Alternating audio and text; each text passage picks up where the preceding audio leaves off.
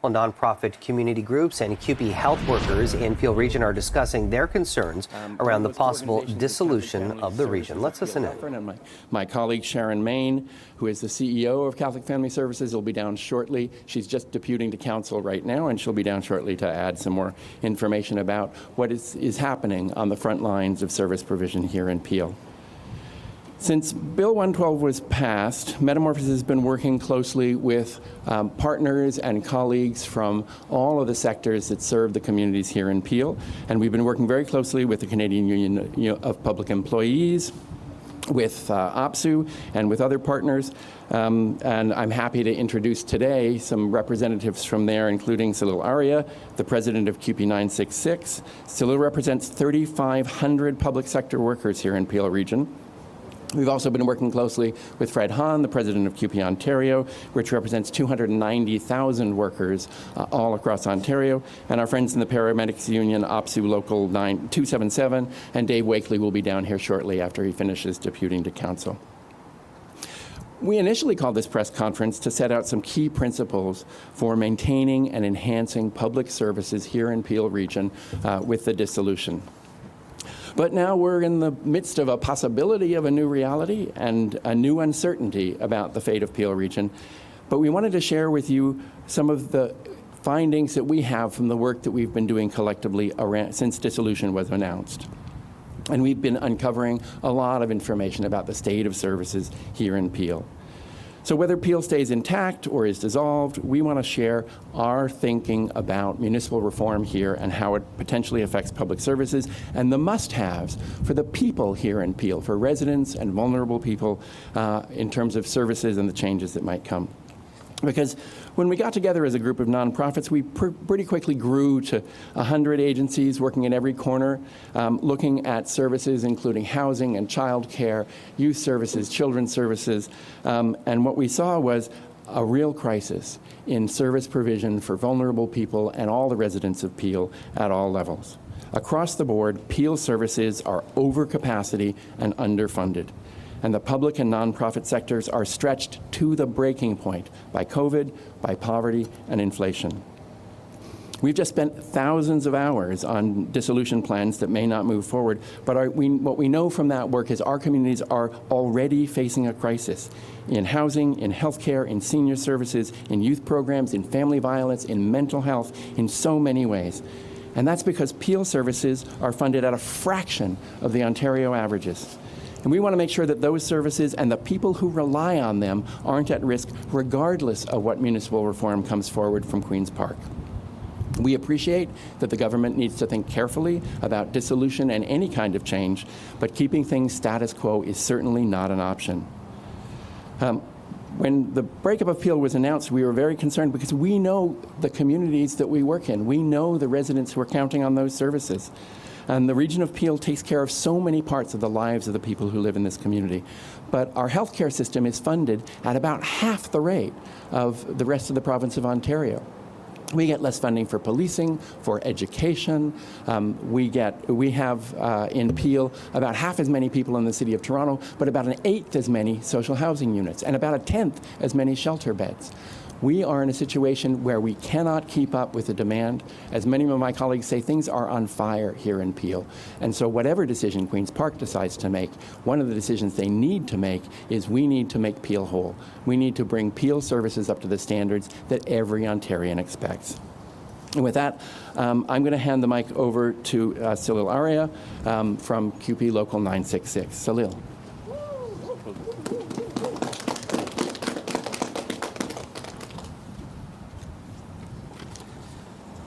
Thank you all. As Sean said, my name is Salil Arya.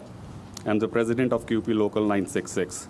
We represent 3,500 members, frontline workers who work in Peel region. We do everything from work in long-term care, in public works, in public health, in human services, and as drivers for TransHelp. A year or two ago, when pandemic was at its height, CUPE 966 members kept the region of Peel functioning. When other workplaces were shut down, we were caring for the resident in long-term care. We were providing safe drinking water and maintained roads. We were on the forefront lines of public health. We were driving buses for the community members that were unable to board transit due to functional mobility problems. They all called us heroes. Many of us got pandemic pay increases that we had to fight to keep. But the old way soon returned. With Bill 1112, we were worried about our jobs once again. Privatization of public services was a real danger, and we were in danger of losing the jobs that has got us and the rest of the communities in Peel through the pandemic. I personally work in the long-term care, and I know from my experience that we are stretched to the limit in my sector. The stress affects the people who work there, and it affects the quality of services we can deliver for the residents. These are some of the very real consequences of underfunded services. Because of the uncertainty, workplaces in our region have retention problems. There are many unfilled vacancies in public sector jobs across the region, and my co-workers have been covering. Our members are applying for jobs elsewhere. This is a real danger of brain drain of workers from Brampton, Mississauga, and Caledon. We are losing far too many experienced employees, and it leaves those of us who are left with workload problems and burnout. Meanwhile, families of residents are worried about the future of their loved ones in long-term care, and privatization is always a worry. That is why my members are committing to fight to make sure that Peel receive its fair share of funding so that we can keep and can even improve the services we offer. Thank you. Sean, over to you. Thanks, Salil, for describing what it's like on the front line delivering service to vulnerable people in Peel. I want to now introduce Fred Hahn, the president of CUPE Ontario. Thanks, Sean, and thanks, Salil, for those powerful remarks. When we first planned this conference, we wanted to share with you main principles that we think are fundamental to the people who live and work in Peel Region. And while it seems that the Premier may be rethinking the decision about dissolution, it doesn't mean that we're going to go back on any of what's been determined to be essential for Peel. First, the provision of public services has to stay public. Whatever plan moves forward, it can't be a backdoor to privatization. Privatization always costs people more and delivers less. Second, the residents of Brampton, Mississauga, and Caledon have to know that they're not going to have job losses of good jobs in their community, that they can count on the same levels of service. Every job that's lost is not only devastating to that individual worker and their family, it represents a real service cut to the people who live here. 3, the lack of services in the region has to be addressed. Residents are underserved when they're compared to their neighbors. Peel is large and growing. It's the most diverse part of the province, and yet it is absolutely underserved when compared to its neighbors. And 4th, the Government of Ontario must demonstrate its commitment to these communities and ensure that the region will have the funding that it needs to maintain public health and mental health, long-term care, child care, housing, all of the important services that are fundamental to the people who live here and their neighbours. Even though it looks like the four Conservatives may be rethinking the future of the fate of the region, those challenges remain, and they have to be addressed. Going back to the way things were is not a solution to any of the challenges that are being surfaced, that we're hearing about today, and that Peel residents are confronting. We deserve a coherent and productive plan. The rush and disruption of the last 6 months has had real costs. Thousands of workers' lives have been upended. They don't know what their future holds. Will they lose their jobs? Will they be transferred to a new employer? What's the future of their pay, their pension, their livelihood? From here on in, we need to move forward in a way that respects communities and the people who live in them. In the last provincial election, virtually every riding in the region of Peel became a Conservative riding. And those Conservative MPPs, not one of them, were elected with this mandate. But they do have a mandate to represent their constituents and ensure that they get the services they deserve. Despite all of these pressures, there have been gains. Labor and nonprofits in Peel are working together. We are allied like never before. CUPE Ontario, CUPE 966, members of OPSU, members of the Labour Council, and as you heard, over close to 100 community organizations and agencies are all committed to fighting alongside one another for a new plan for Peel, one that guarantees that Peel residents get the same treatment, the same services, the same kinds of supports as their neighbors. Thanks very much. I'll turn it back to Sean. Thank you. Right now, upstairs on the 5th floor, there is a council meeting going on, and some of our members and representatives are speaking to council literally as we speak, so they'll come and join us shortly. But in the meantime, we're happy to take some questions from anybody gathered.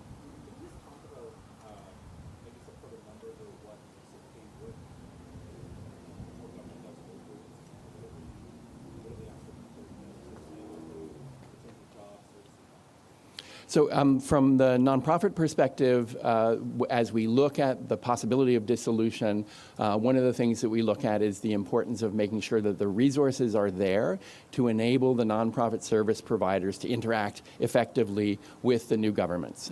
So if there are more funders than there used to be, if there's more reporting relationships, we need to make sure that people are resourced to do that, and those resources don't come out of frontline services that people rely on. That's very important. The other thing that's very important is a lot of our services that are delivered regionally need people to have the fluidity to be able to access the services they need and be able to move across borders easily.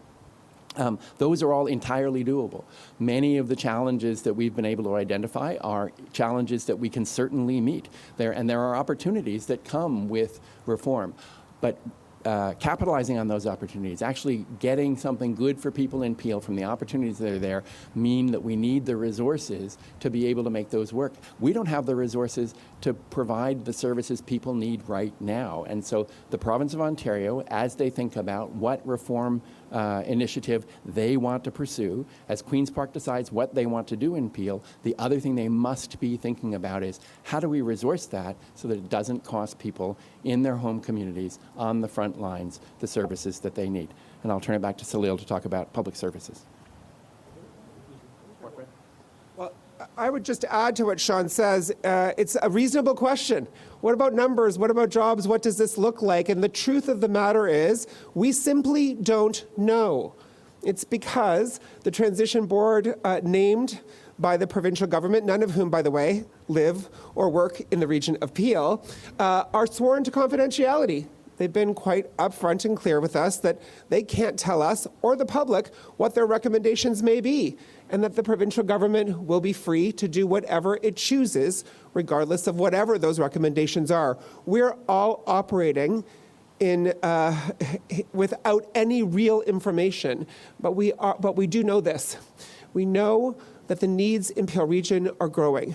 We know that people are already underserved here. We know that the public services people rely on need additional supports and funding. And that we know for certain. And that we are going to, no matter what decisions are made at Queen's Park, that is what we are committed to working together to achieve something better for the communities in Peel region.